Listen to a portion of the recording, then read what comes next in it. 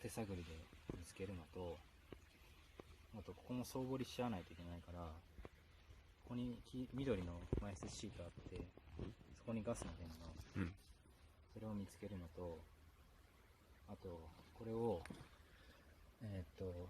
完成の GL より15セン下で切り詰めたいから、そこまで掘らないと。了解。要は掘ればいいんだな。そうだね。でもこれ以上重機で掘れないから。